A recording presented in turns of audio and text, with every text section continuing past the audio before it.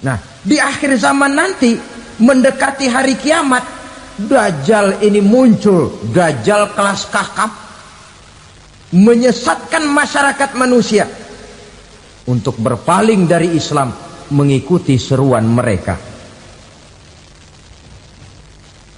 Apalagi di antara datangnya kiamat itu, tanda yang besar itu, turunnya Nabiullah Isa Al-Masih, putra Maryam. Menurut berbagai hadis yang sahih, Nabi Isa Al-Masih nanti akan turun lagi, tidak membawa risalah yang baru, tapi meluruskan risalah Islam ini yang telah banyak ditinggalkan oleh masyarakat. Bahkan ada hadis menjelaskan beliau akan membunuh Nabi, mematahkan kayu-kayu salib, lalu melaksanakan haji dan umrah mengikuti syariat Nabi Muhammad, bukan membawa agama baru. Menjadi semacam mujaddid, reformer, menyelamatkan manusia dari bisikan Dajjal. Bahkan ada riwayat yang menjelaskan bahwa Nabi Isa berhasil mengalahkan Dajjal, mengembalikan masyarakat manusia kembali kepada ajaran Islam yang datang dari Allah, dibawa oleh Rasulullah Sallallahu Alaihi Wasallam. Dengan kata lain, turunnya Nabi Isa bukan sebagai Nabi dan Rasul baru, tetapi mengikuti syariat Nabi kita Muhammad Sallallahu Alaihi Wasallam. Saudara hadirin, ibu-ibu hadirat yang saya hormati, kemudian apalagi di antara tanda-tanda besar akan datangnya kiamat itu? Keluarnya asap atau awan. Kata Nabi, inna min asratis sa'ah dukhanan yamla'u ma bainal masyriqi wal maghrib. Di antara tanda-tanda kiamat, munculnya awan antara langit dan bumi. Ini pun diperkuat dalam surah Ad-Dukhan ayat 10. Fartaqib yauma ta'tis sama' bidukhanin mubin fayughshan nas hadza azabun alim. Bagi orang-orang yang beriman, mereka biasa-biasa saja. Tapi bagi orang kufur, datangnya asap dan awan ini merupakan azab yang kelewat pedih. Barangkali sedikit mendekati gambaran tentang azab yang pedih ini, saya ingatkan alam pikiran kita kepada peristiwa yang belum lama terjadi. Pernah dengar berita bocornya reaktor nuklir di Chernobyl, Uni Soviet? Pernah dengar? Bocornya reaktor nuklir di Chernobyl yang mengakibatkan ratusan, bahkan sangat mungkin ribuan nyawa. Cuma satu reaktor. Bagaimana kalau seluruh cadangan nuklir yang dimiliki oleh para negara adik kuasa ini diledakkan? Bahkan yang konon menurut catatan, cadangan nuklir yang dimiliki bersama oleh Amerika dan Rusia sekarang ini sudah sanggup memusnahkan 6 miliar manusia. 1,5 kali lebih banyak dari jumlah manusia yang nongkrong di permukaan bumi ini. Saudara-saudara hadirin yang saya hormati,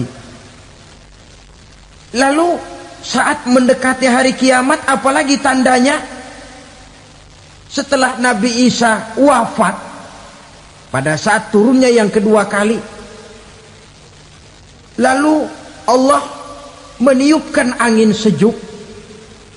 Semua orang-orang beriman, orang-orang baik wafat, sehingga penghuni bumi ini cuma tinggal lagi terdiri dari orang-orang kafir.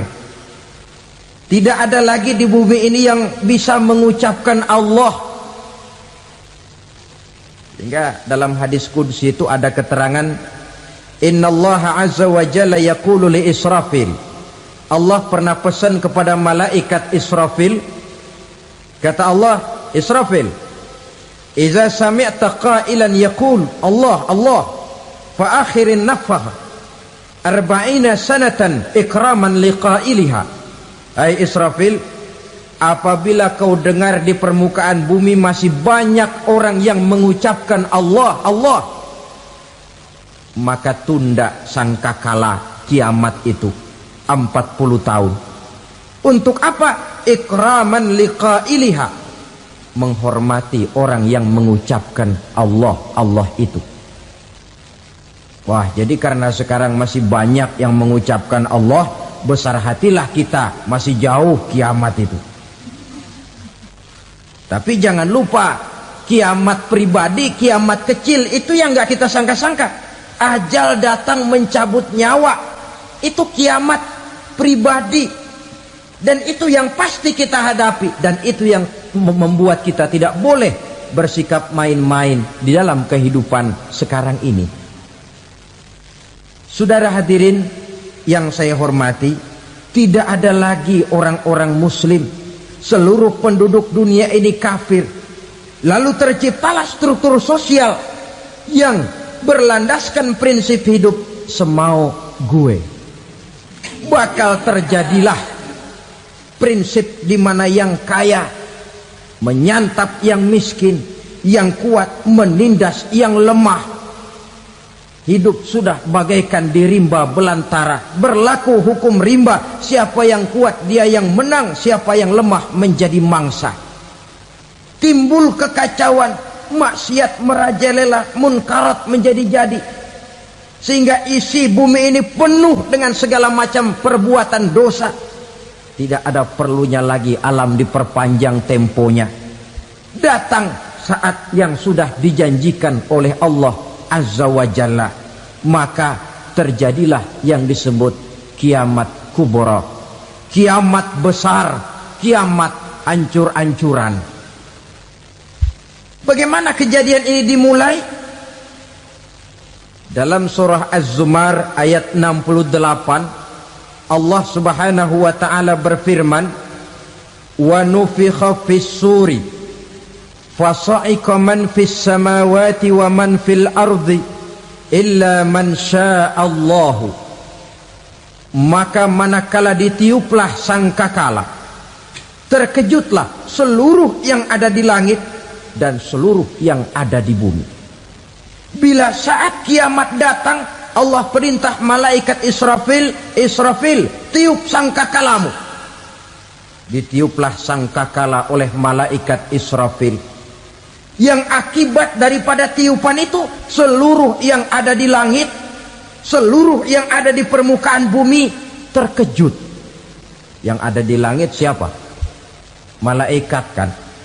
Bayangin aja kalau malaikat kaget, apalagi kita.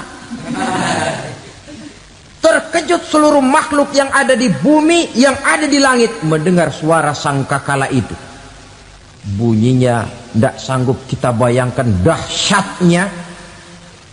Ledakan nuklir, ledakan neutron, belum apa-apa ketimbang bunyi sangkakala malaikat Israfil ini. Nah, lalu mendengar bunyi sangkakala ini, gemparlah makhluk, kacaulah alam. Bumi gempa, planet-planet bertabrakan, gunung meletus, air laut tumpah ke darat, angin topan bertiup, halilintar menyambar. Lalu semua yang bernama hidup mati total. Mati bareng tanpa persiapan. La haula wala quwata illa billah. Saya kadang-kadang dalam tafakur bermohon, ya Allah, mudah-mudahan saya nggak nemuin kiamat beneran. Ngeri. Tidak bisa kita bayangkan macam apa suasana seperti itu. Allah saja banyak memberikan gambaran, misalnya Al-Qari'ah, wa mal qari'ah, wa ma adraka mal qari'ah. Kejadian yang menggemparkan. Tahukah kamu apa kejadian yang menggemparkan itu? Yauma yakunun nasu kal farasil mabsus wa takunul jibalu kal ihnil manfus. Pada saat itu manusia berterbangan bagai kupu-kupu. Gunung berterbangan seperti kapas ditiup angin. Gunung saja macam kapas, konon lagi manusia. Kematian total, mulai semut sampai gajah mati. Jin mati, iblis mati, malaikat mati. Oh, malaikat saja mati. Saudara hadirin yang saya hormati, kematian total yang tanpa persiapan. Orang bilang, Pak, kalau mati bareng begitu yang repot malaikat maut dong ya. Cabut sana, cabut sini. Itu kalau menurut logika kita. Mestinya begitu menurut logika. Tapi logika juga yang nggak perlu serepot itu. Sebab untuk mematikan listrik di wilayah DKI, di wilayah Jakarta, nggak perlu tiap rumah didatengin matiin, ya lama. Cukup dari kantor pusatnya saja PLN tekan satu tombol, gelaplah seluruh Jakarta. Saudara hadirin yang saya hormati, kematian total. Lalu setelah kematian total, planet-planet juga mati, dalam arti tidak bergerak dan beredar. Angin mati, dalam arti tidak bertiup. Air mati, dalam arti tidak ada riak gelombang. Pokoknya semua mati. Kullu nafsin za'iqatul maut, semua yang bernafas mati. Dalam ayat lain, kullu man 'alaiha fan, semua yang ada di permukaan bumi fana. Yang kekal cuma Allah Subhanahu wa ta'ala. Yang paling belakang mati malaikat maut dan malaikat Israfil. Tapi mati juga sesuai dengan janji Allah. 40 lamanya. Tidak dijelaskan oleh Abi Hurairah 40 jam, apa 40 hari, apa 40 tahun. Hadis-hadis cuma menyebutkan 40 saja. Sunyi alam yang tinggal cuma Allah saja lagi. Ketika itu Allah berseru-seru, katanya, limanil mulkul yauma, siapa para penguasa hari ini? Mana itu raja-raja dan penguasa yang dulu mengaku jadi Tuhan? Fir'aun, mana Fir'aun sekarang? Yang dulu jadi raja, merasa berhasil, sombong, lalu tidak mau turun-turun dari kekuasaannya, sampai kepada puncak kekurang ajarannya mengangkat diri jadi Tuhan. Mana itu Fir'aun? Namrus, mana sekarang Namrus? La ilaha illa ana, ternyata tidak ada Tuhan lain selain daripada aku, kata Allah.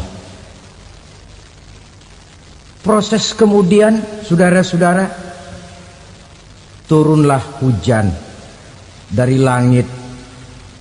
40 lamanya hujan itu.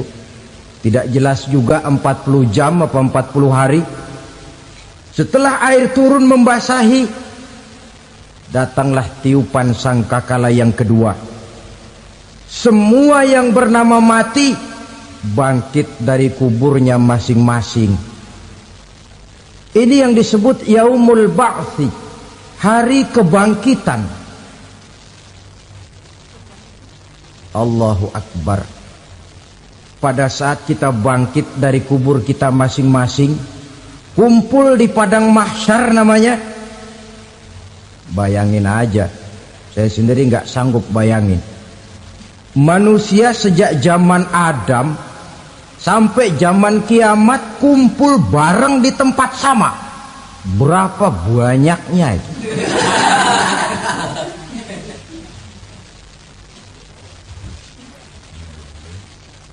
Dan yang luar biasa menurut satu riwayat, pada saat bangkit itu, Masya Allah, roman muka kita berubah, disesuaikan dengan amalan kita waktu di dunia ini. Barang siapa yang waktu di dunia amalannya itu amalan tikus, di akhirat nanti dia bangkit dari kubur mukanya seperti muka tikus. Gagah betul badannya, tapi mukanya seperti tikus. Kenapa? Amalannya waktu di dunia seperti amalan tikus. Apa amalan tikus itu? Suka ngegeragoti barang yang sudah disimpan rapi-rapi. Orang sudah simpan uang rapi-rapi, simpan perhiasan rapi-rapi, digeragoti oleh tikus. Maling-maling, pencoleng-pencoleng, koruptor-koruptor, itu nanti di akhirat nanti kita lihat mukanya seperti muka tikus. Oh, ini waktu di dunia suka nyolong, hanya seperti muka tikus.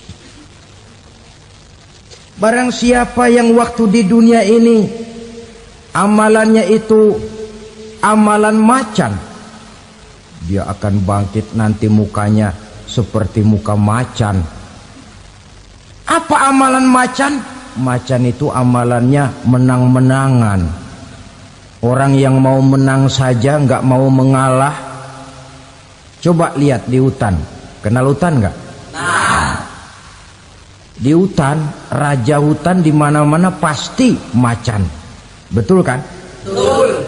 Padahal hutan belum pernah bikin pemilihan umum. Tapi macan tidak peduli ada pemilihan umum apa tidak, pokok saya raja. Sebab apa? Macan jadi raja itu bukan karena benar, tapi karena kuat jadi raja.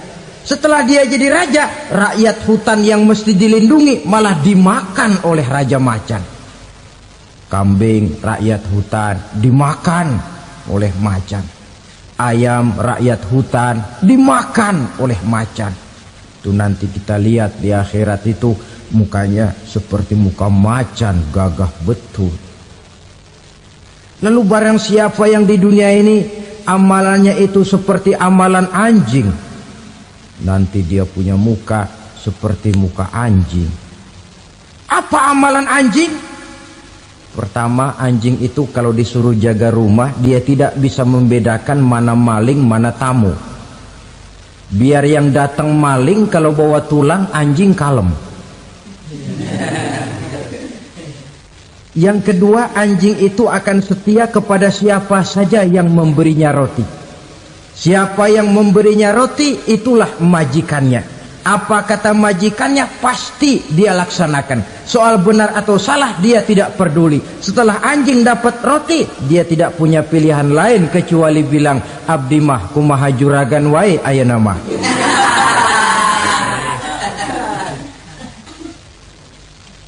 Saudara hadirin yang saya hormati, berkumpul di padang mahsyar, tiap orang sibuk dengan persoalannya masing-masing. Matahari waktu itu didekatkan oleh Allah, panas luar biasa. Ada yang saking panasnya itu mencucurkan peluh keringat sampai sebatas mata kakinya. Ada yang keringatnya sampai sedengkulnya, ada yang keringatnya sampai sepusatnya, ada yang keringatnya mengalir sampai sebahunya. Ada yang kelelap oleh keringatnya sendiri, sementara orang di sampingnya nggak apa-apa. Bergantung lagi amalan dia waktu di dunia ini. Saudara-saudara, sebagian orang dalam kepanikan padang mahsyar berombong-rombong datang mereka menghadap Nabi Adam. Ya Adam, anta abal bashar. Hai Adam, Tuhan adalah bapak moyang manusia. Kami sebentar lagi akan disidang, dimintakan pertanggungan jawab. Tolonglah kami, hai Adam. Kata Nabi Adam, jangankan nolongin sampean, saya sendiri tanggung jawab di hadapan Allah. Ketika dulu tidak boleh makan khuldi, saya serobot. Sudahlah, urus diri masing-masing saja, nafsi. Begitu kata Nabi Nuh, begitu kata Nabi Ibrahim. Tiap orang bertanggung jawab sendiri-sendiri. Ketika itulah saudara-saudara, nikmatnya menjadi umat Nabi besar Muhammad sallallahu alaihi wasallam. Sebab apa? Walaupun